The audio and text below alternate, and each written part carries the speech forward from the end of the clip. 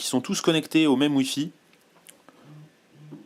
Donc on va lancer le navigateur pour chacun.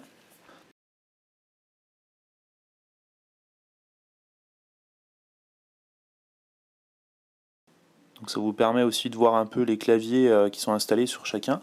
Voilà, donc hop, hop, hop, et hop. Voilà. Ah, lui n'a pas été pris évidemment. Donc Galaxy S2, ensuite Xperia, et ensuite les deux. Voilà, en gros. Donc une fois de plus, on a... Donc une fois de plus, on a ces deux smartphones qui sont un peu plus rapides que les autres. Ensuite, on va voir au niveau du scroll.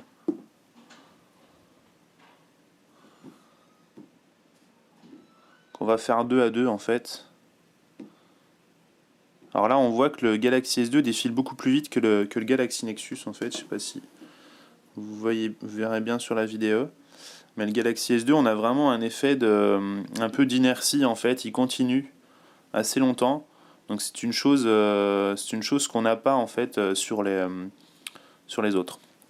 Donc sinon, l'apparence c'est exactement la même. Hein. C'est vraiment assez proche. Chacun zoome comme il faut. Voilà. Et ensuite, on a la lecture de vidéo.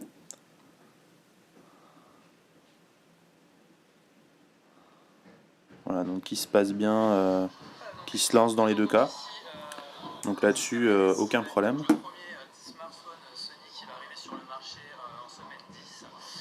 Voilà, et à chaque fois une pression met pause, et finalement exactement comme sur votre ordinateur. Ensuite, voilà, on a un basculement qui se fait relativement vite, mais un peu plus rapidement sur le Galaxy Nexus. Ensuite, on va tester ces deux-là, donc qui sont sortis un peu plus récemment. Voilà.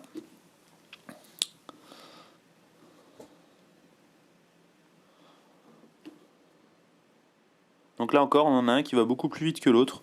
Ça ne veut pas dire que c'est plus fluide, hein, au contraire. Mais c'est vrai que sur le Xperia S, on défile beaucoup plus lentement, à moins vraiment de balayer l'écran totalement. Hop, voilà. Mais ça reste quand même beaucoup plus lent que sur le Motorola. C'est pas forcément un défaut après tout. Alors je vais remonter en haut, je vais lancer la première vidéo.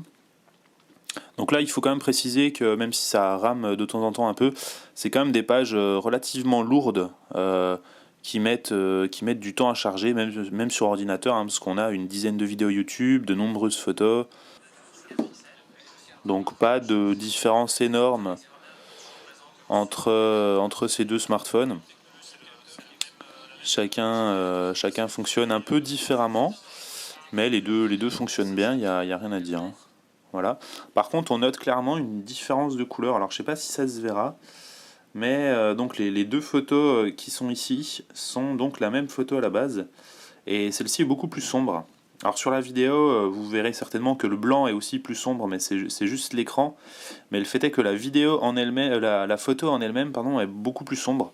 Donc je vais tout de suite, d'ailleurs, pour faire une petite comparaison des écrans, les régler tous en luminosité maximale, histoire que tous soient un peu à égalité en fait. Donc voilà. Les paramètres, ça me permet de vous montrer aussi l'accès aux paramètres qui est un peu différent selon les versions des smartphones. Voilà.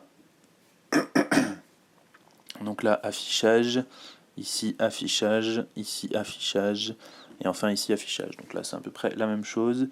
Niveau de luminosité, luminosité, luminosité, luminosité. Voilà, donc là, on est à fond. Ici, à fond aussi. Là, on va désactiver l'automatique, on va se mettre à fond, et là, on était déjà à fond. Voilà. On va retourner donc sur le blog, ce qui permet de montrer aussi que le multitâche est un peu différent sur chacun. Alors évidemment, sur Android 4, comme vous le savez certainement déjà, ça a été complètement retravaillé au niveau du multitâche.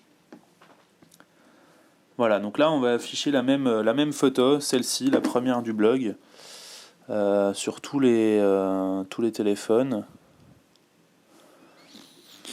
Et là on remarque quand même globalement, je ne sais pas si vous verrez bien sur la caméra, on remarque globalement que sur le Arc S, elle est plus claire en fait.